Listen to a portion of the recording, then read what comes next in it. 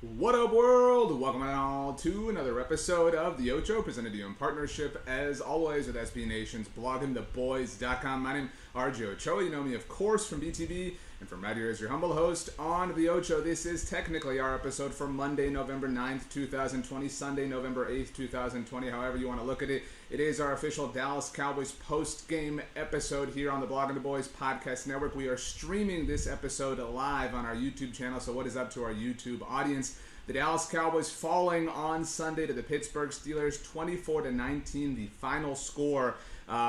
It's hard to kind of compartmentalize how we feel about this one. You look at it, and the Cowboys were not supposed to be in this game. A lot of people obviously want the Cowboys to tank their way to a top draft pick. The Pittsburgh Steelers entered this contest undefeated with a 7-0 record. They leave with an 8-0 record.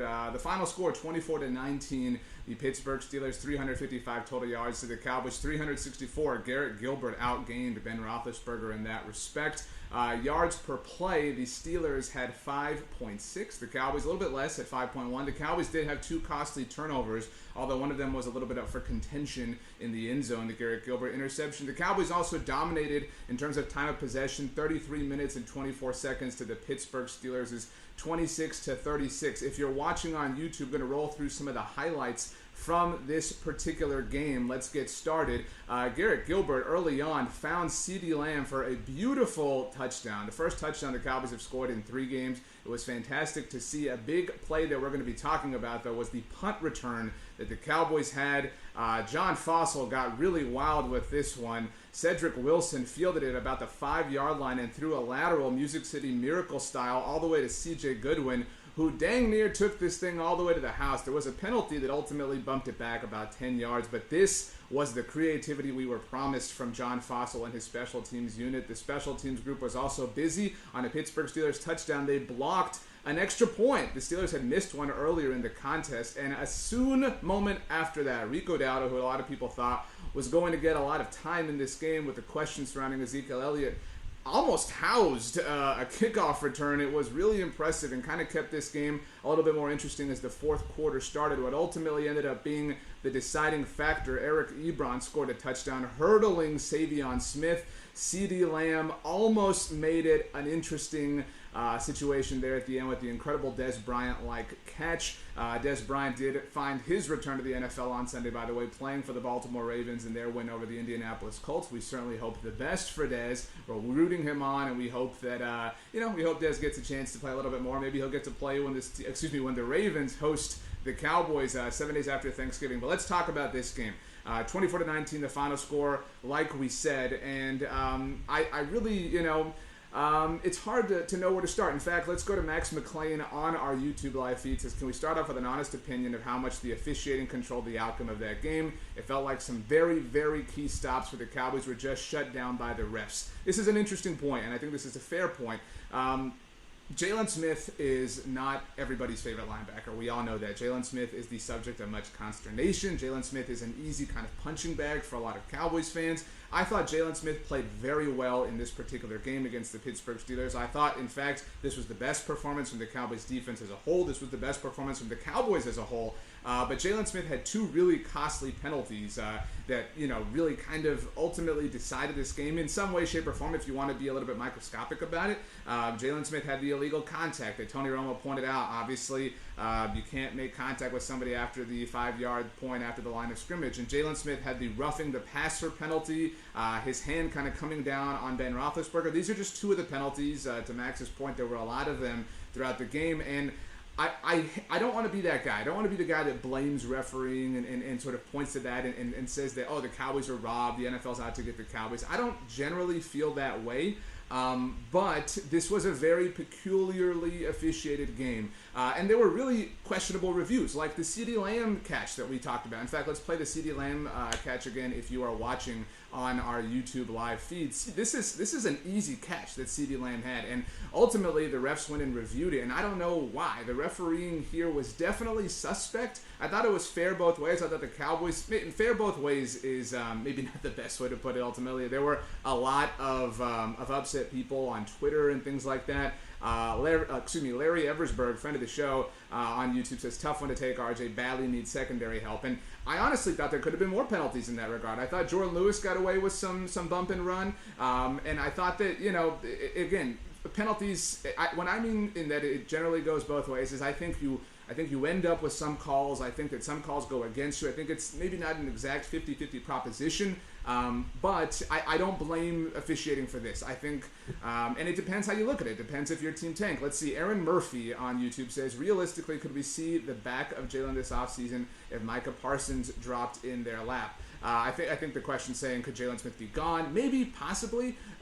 It's certainly possible that Jalen Smith, we've heard different reports of that. I know Albert Breer of the MMQB had a report, I believe, last week, maybe about 10 days ago, that talked about how a lot of people within the Cowboys building at the Star in Frisco were disappointed in the way that Jalen has been playing. And so that's that. And again, I think Jalen is at a point with his performance and with the way he's viewed where he really cannot win. And situations like what happened against the Steelers where he has these questionable penalties, and I do think they were questionable at the very least. Maybe you think, hey, that's the proper implementation of the rule. That's what Tony Romo said on the broadcast.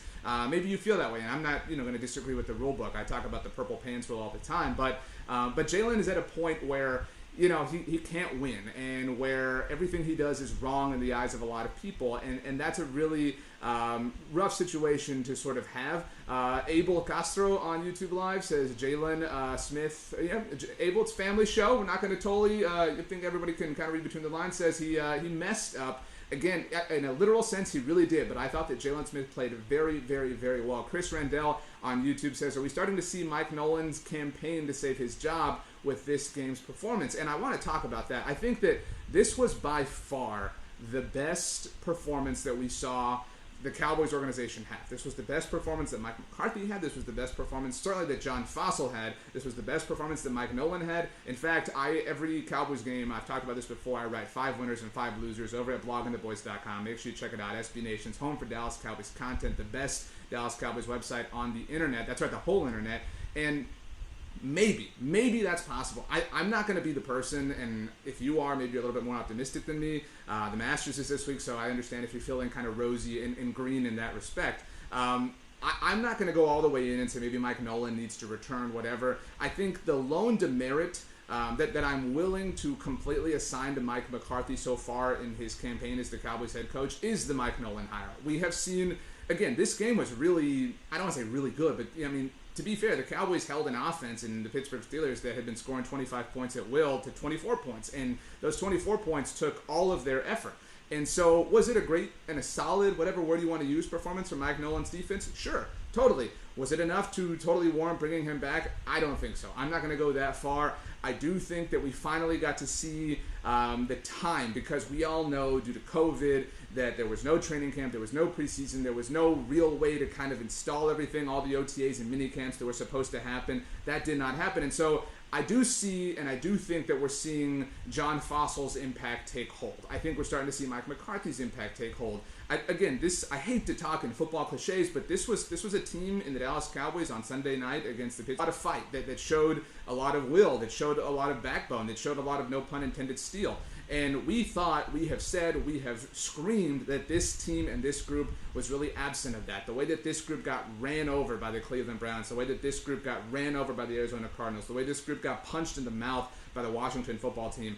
Last week in Philadelphia against both of these Pennsylvania-based teams, the Cowboys showed a little bit of something, and especially defensively. Trayvon Diggs had the 2 interceptions, and while the Cowboys did not generate any turnovers against the Steelers, I do think that they played well enough to maybe kind of give them an attaboy, which is promising. And I think that that's a good thing to happen at the bye, because as we all know, the Cowboys are on bye now. In fact, let's throw up the Cowboys' remaining schedule if you are watching on our YouTube channel. If you're listening to the Blogging the Boys podcast, you can go check our show out. We do a lot of stuff on the Blogging the Boys YouTube channel. Make sure you subscribe. We appreciate that. We love you if you subscribe. But the Cowboys' remaining schedule, it is Sunday, November 8th, Monday, November 9th, depending on how you look at it. Time is really a flat circle. But the Cowboys are on bye this week, and thank goodness, because the Masters is here. But I digress. The Cowboys will return in Week 11, Sunday, November 22nd, on the road against the Minnesota Vikings. That is the Sunday before Thanksgiving, which means very quickly, 4 days later, the Cowboys will turn around and host the Washington football team. 7 days later, we mentioned this a second ago, the Cowboys will travel to take on the Baltimore Ravens on Thursday Night Football. So if you like yourself some Joe Buck and Troy Aikman, get ready for that. They get the mini bye after that, heading into Week 14, when the Cowboys will travel on December 13th to take on the reigning Heisman Trophy winner Joe Burrow and the Cincinnati Bengals. A week after that, on Sunday Night Football, the Cowboys will host the San Francisco 49ers. After that, the Cowboys will host the Philadelphia Eagles in what will surely be America's Game of the Week back on Fox.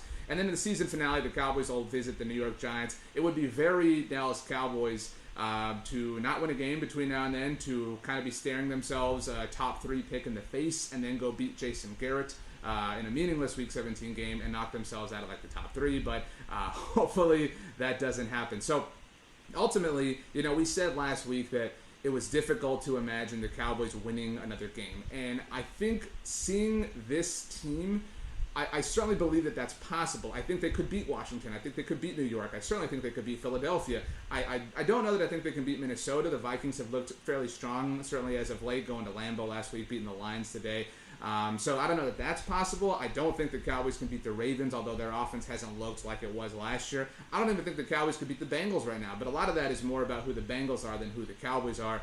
Let's see here. Sanusi Cole on YouTube says the Cowboys should have won this game. And maybe you feel that way. Maybe you do think the Cowboys should have won this game. There's a big-time argument to be made that Dallas outplayed the undefeated Pittsburgh Steelers. And in that respect, that's why I do feel so confident and so optimistic in this team. Again, I'm referring to this, and I believe this to be the case. This was the best performance that we have seen from Mike McCarthy as the head coach of the Dallas Cowboys. And that's to even throw out the point that Ezekiel Elliott almost didn't play in this game. All week long, there was question about him as he was floating on the team's injury report. On Saturday, it was reported by the Dallas Morning News that the Cowboys were operating with the expectation that Zeke might not play. He obviously was active. It was weird how Bradley Anae was inactive. That is the one thing that I would like to see the Cowboys kind of dial in, is if you're going to be this team that is, team tank, team organic tank, whatever you want to call it, get your young guys some snaps, because look, I like Dorrance Armstrong, not trying to knock him or anything, but Bradley Anae is part of the future of this pass rush rotation, and you have to get him some snaps. I thought we saw some great moments and some bad moments, similarly from Randy Gregory, from Aldon Smith, and I think the bad moments from Randy Gregory, there was the the penalty issue, certainly, and some of that I think has to do with not playing in so long. Some of that is just kind of getting back into the rhymes and the rhythms of the NFL. Not great moments. I'll tell you again in my winners and losers that I write at bloggingtheboys.com, I'll probably have Randy listed as a loser, but just in that very particular sense, I thought that who Randy was between the whistles, so to speak, was a really, really great and promising pass rusher. I thought DeMarcus Lawrence played really well. DeMarcus Lawrence takes so much heat online, but Tank Lawrence, that is the most indisputable type of tank the Cowboys have. He was a beast. In fact, let's go back to our YouTube live comments here. Chris Randall says, did you agree with the decision to start Zeke with a right hamstring this week, considering the matchup and also the bye week next week? This is a really great question because, look, let's say you're Team Tank, and if you are somehow unaware, Team Tank means I want to lose every game. I want the Cowboys to achieve the highest possible draft pick because I want to add a really good football player to my team in 2021. Let's say you believe in that because this season is shot. I know the NFC East is bad, but the Cowboys, even if the Cowboys manage to win the NFC East, do you really want to lose to the New Orleans Saints who play tonight on Sunday Night Football? Obviously, we're going live and recording before that game, but do you really want to lose to the Saints in the wild card round? No. So we all agree that 2021, when Dak Prescott's back, when Tyron Smith and Lyle Collins and all these players are back, is the better prospect for the Dallas Cowboys. That being said, I do disagree with the decision to play Ezekiel Elliott today against the Pittsburgh Steelers. I thought Zeke really showed a lot of heart and a lot of character, and maybe you put some qualification behind those factors and those variables. There is certainly something to that, especially in the sport of American football where there's a lot of, pride and varsity blues elements and things like that. Maybe you put some stock into that. But ultimately, as Chris noted, as we've said, we went through the Cowboys' remaining schedule. The Cowboys are on a bye next week. And look, we can talk about the decision to pay Ezekiel Elliott until we're blue in the face, but the facts of the matter are that the Cowboys did pay Ezekiel Elliott. Beyond the facts of that, Tony Pollard looks awesome. I mean, we are at a point now where the Zeke thing is not really a debate. Right now, on November 8th, 2020, Tony Pollard is the better running back for the Dallas Cowboys. That's not to say that Ezekiel Elliott doesn't have really strong moments. I thought Ezekiel Elliott almost picked up a 3rd and 9 conversion. That was a really great moment of Zeke, and Zeke has flashed brilliance. I mean, the last time the Cowboys played against the Steelers 4 years ago was maybe Ezekiel Elliott's finest hour, and so I'm certainly not trying to throw shade at Zeke by any means, but Tony Pollard by far has just a larger level of turbo on his button, and I think that we need to ultimately, Cowboys should consider that, and I think that is that's part of the flaws. Like the Cowboys, while I do think this was the best performance that Mike McCarthy has had, they're not flawless, and they're not perfect, and they're not doing everything right, and there are things that they can do better, and so when you look at that specific decision, should we play Zeke? He's got the hamstring issue. We're on a bye next week. The Tony Pollard situation is what it is. Yeah, I don't know why you played Ezekiel Elliott. Especially, I know that we didn't get to see Rico Dowdle out of the backfield, but Rico Dowdle's kickoff return was a lot of reason to like what he offers as a runner. Let's see here. Aaron Murphy on YouTube says, I've always been Zeke's biggest fan, but at this point, is he giving the team any more than a generic running back? In regards to actually running the ball, is he even a top 5 back right now? This is a subject that requires some context to it. If you throw this out in a tweet, Twitter can be a little bit difficult. Is Ezekiel Elliott a top 5 running back right now? No, I don't think so. And I love Zeke. Zeke is awesome. But, I mean, would you put, I'm just going to throw out some names, and you scream in your home wherever you are. Would you put Zeke ahead of Christian McCaffrey, who made his return on Sunday? No. Would you put Zeke ahead of Alvin Kamara? No. Would you put Zeke ahead of, I don't know, I mean, and now I'm going shy. I think Austin Eckler, when he's healthy, is one of the best backs in the NFL, one of the most underrated backs in the NFL. Would you put Zeke ahead of Saquon Barkley when he's healthy? No. I mean, you can play this game a number of different ways. Would you put Zeke ahead of Aaron Jones? No. I mean, would you put Zeke ahead of Josh Jacobs even with the Raiders? I mean, and even if you would, it's close, and it's certainly not far enough apart to warrant the. And again, it's hard to talk about people's money, and we certainly, Zeke, get as much money as you can, dude, totally.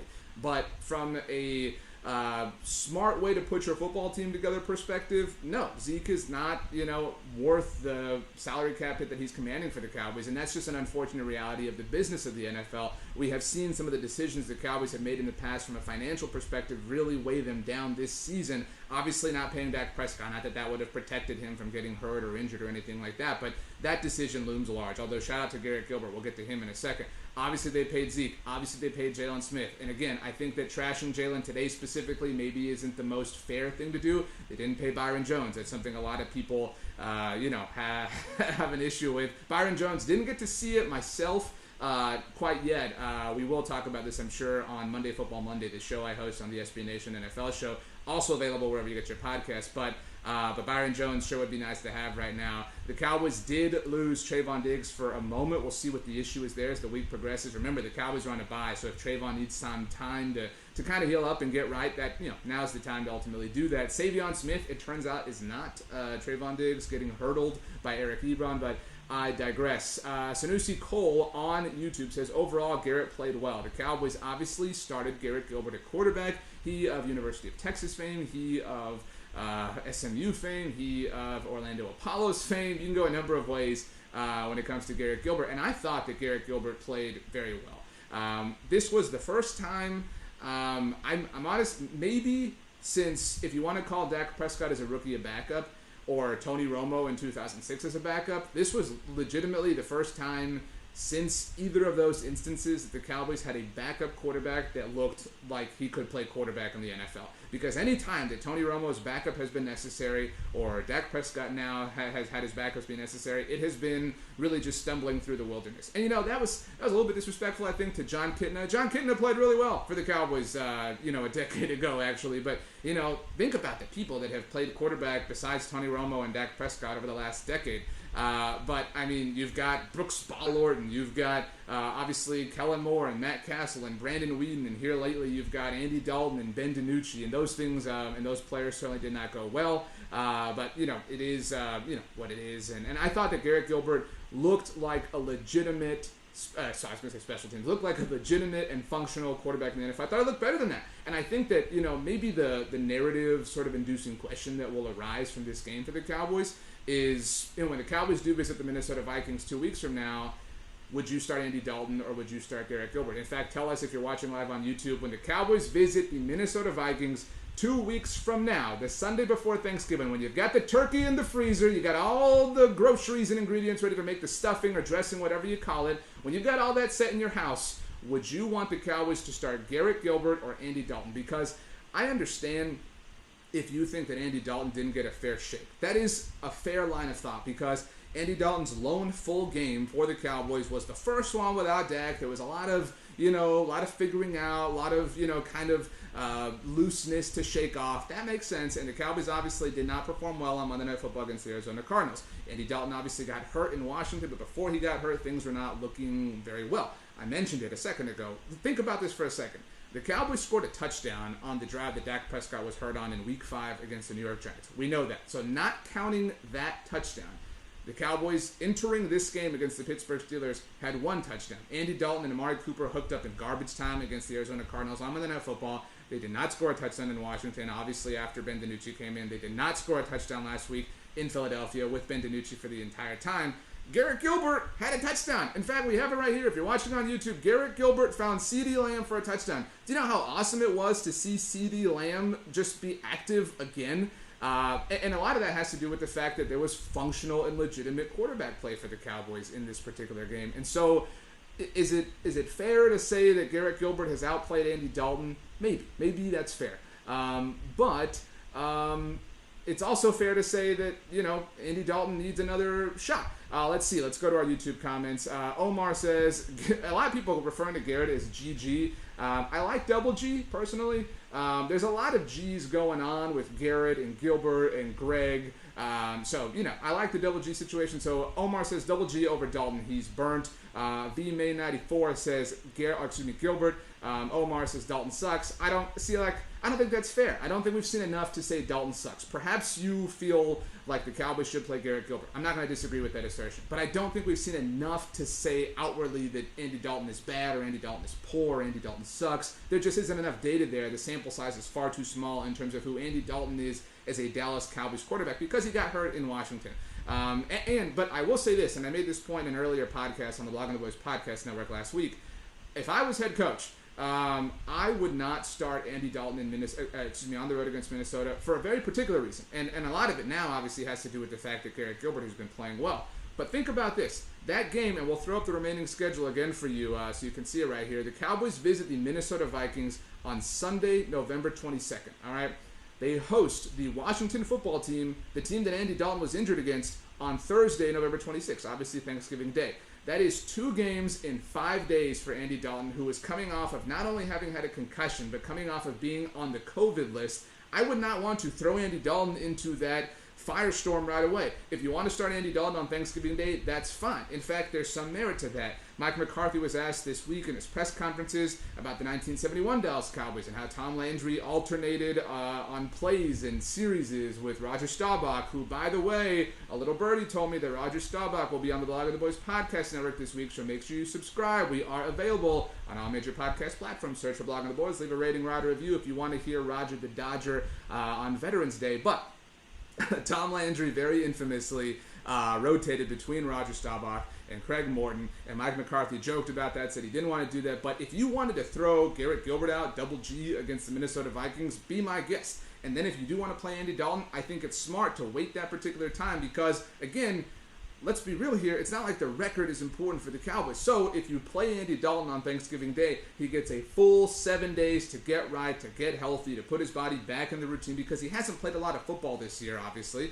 And then 7 days later, he can travel on the road with the Cowboys to take on the Baltimore Ravens, a place where he's played a lot as the former quarterback of the Bengals, and he can see Des Bryant throw up the X and everything. It'll be awesome. So I mean, there's some tactical reasons, I think, to playing Garrett Gilbert beyond the fact that he has played very well. But, it is what it is. Michael Mason on YouTube says, you know what Dalton is, rather roll the dice and see what Garrett's upside is. Yeah, Garrett Gilbert tonight against the Steelers played like somebody, this is a sports cliche, but who had nothing to lose. And it was fun. I mean, you can tell me if you disagree. This was the most fun I have had watching a Dallas Cowboys game and an entire game since the fourth quarter against the Atlanta Falcons. That was the last time that I had fun. And I don't know about you. I mean, there are certain fun parts about the Cowboys, but that was the last game that was fun. And the Everson Griffin moment where he's like freaking out, that was a lot of fun. This game was fun. And there is a fun and a liberty to kind of having nothing to lose, and obviously being a team that's sort of not performing well from a record standpoint. There is a freedom to that, and that I think adds to the fun.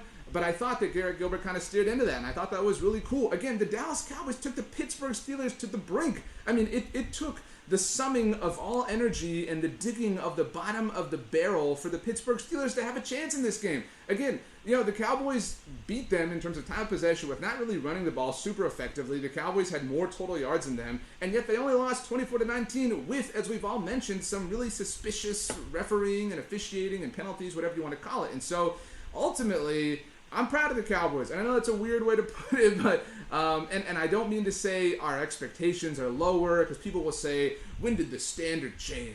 Back in the day, it used to be about winning Super Bowls and all this stuff. Look, this particular season is obviously basura, all right? If we could, we would turn the game off, we would reset it, we would take the cartridge out, we would blow on it, and we would fix this thing because it sucks, and it has sucked in a number of ways. However, this game, the Cowboys, with their fourth quarterback in Garrett Gilbert, with a battered Ezekiel Elliott, without their starting tackles, with Sean Lee finally playing well, with no Chidobe Awuzie, the Cowboys almost did it. They almost did the damn thing against the Pittsburgh Steelers, and I think that deserves, in true Garrett fashion, a round of applause, because this was a hell of a coaching job by Mike McCarthy, and by Mike Nolan, and by Kellen Moore, and by John Fossil. Again, the John Fossil factor, I think I have openly talked about how John Fossil has made some mistakes. I think Tony Pollard was a disaster on kickoff returns early on in the season for the Cowboys. But let's watch this highlight again on the YouTube feed. The punt that Cedric Wilson fielded and threw the lateral to C.J. Goodwin on. This was great. And you know what? We also saw other instances of wisdom from John Fossil on special teams, with the fact that Tyrone Crawford got the block on the extra point. We saw him get close a couple of other times. We saw a Steelers false start right before the halftime on their field goal attempt because of the shift the Cowboys had on special teams. I mean, this particular game in this particular aspect seemed like John Fossil's teachings finally landing. Again, it should be said in a number of ways that this season is extremely unique and very extraordinary in that there was no training camp, there was no preseason, there were no OTAs, there were no mini camps, on and on and on. We've said that a billion times. But that is starting to sound like more than an excuse. That is starting to sound like something that has legitimacy and has a legitimate point to it, because the Cowboys looked like a team, and they didn't just look like a team against the Philadelphia Eagles like they did last week, because that's easy to do because they're really bad. They looked like a team against perhaps the best team in the NFL, perhaps against the number one seed in the AFC, perhaps against a team that is going to play in the Super Bowl in Tampa. Remember, the Pittsburgh Steelers have already won a Super Bowl in Tampa Bay 12 years ago. Shout out to Santonio Holmes. But this, again, was a really, really, really well done and well orchestrated effort by Mike McCarthy. If you are Team Fire Mike McCarthy, I'm not going to super reason with you, but I don't understand how you can feel that way at this point in time, because, again, these circumstances are extraordinarily unique, and the Cowboys are showing some fight. That's what we've been saying, right? We were all saying, look, Cowboys, I know, Dak's out, Byron's out, Lyle's out, you're up against the wall. That's one of my favorite lines from Employee of the Month. And so, crap's hard for you right now. We all get it. We all empathize. It's a very unique year. But at the very least, don't go get routed by the Arizona Cardinals on Monday Night Football. At the very least, just show us that there's something there. Give us some clay that we're going to mold come the spring of 2021, when we get the Masters again, by the way, and we'll figure this out. We'll give you a top 5 pick, top 3 pick, maybe whatever, and we'll kind of go together. And so this game was fun. Omar on YouTube says it was fun until there were 2 minutes left. I really enjoyed this game. Tony Romo on the call.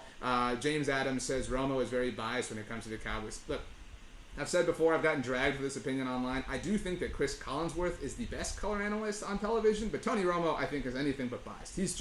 He's fun, and I think his energy is, infectious, and I think his energy translates to whatever he's talking about. He just happens to be talking about the Cowboys in a lot of different ways, in a lot of different moments. Aaron Miyamoto, I hope I pronounced that correctly. Aaron on YouTube says, the Steelers were due for a letdown game after beating the Ravens. I agree. And obviously nobody picked the Cowboys to win this game, but this was a perfect storm. And so you do have to look at it through that particular lens of a qualifier and say, okay, is this really that we competed with the Steelers? Is it that, this Pittsburgh team played a little bit poorly last week, that Ben Roethlisberger got hurt? Those are all really necessary data points. And I think that Mike McCarthy is showing that he is capable of assessing those situations and analyzing them and putting them together and hopefully turning out a worthwhile and a worthy product in the end.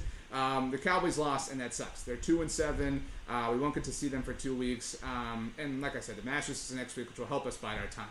But I do feel better about the Dallas Cowboys tonight on the night of Sunday, November 8th, 2020 than I did when we all woke up this morning, because they look like a group that has some talent and can figure things out. And I know that this game is technically a loss. You pull up any box score, whatever the case may be, it's going to say this game was a loss. This was a double W for the Cowboys. This was a win-win because they showed some fight, they showed some heart, they showed like they belong, they showed like they are better than your high school football team, and they kept themselves closer to a top 3 NFL draft pick. And so if you can live in the middle of that Venn diagram, that is the proper way to organically tank. And it does kind of sort of feel and seem like that is the path the Cowboys are on.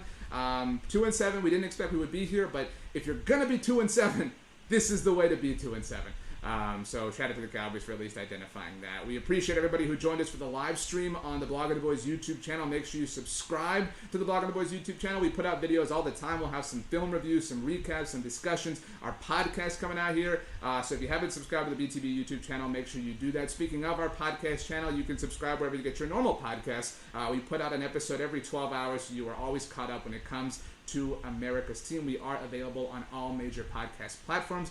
I am RJ Ochoa. You can find me all over bloggingtheboys.com. You can find me on Twitter or Instagram at RJ Ochoa. And you can do me a huge favor. Just do me a huge favor, all right? You can have the absolute best Monday of all time. You know why? Because you deserve it. We will see you mañana, my friends. As always, go Cowboys and peace out.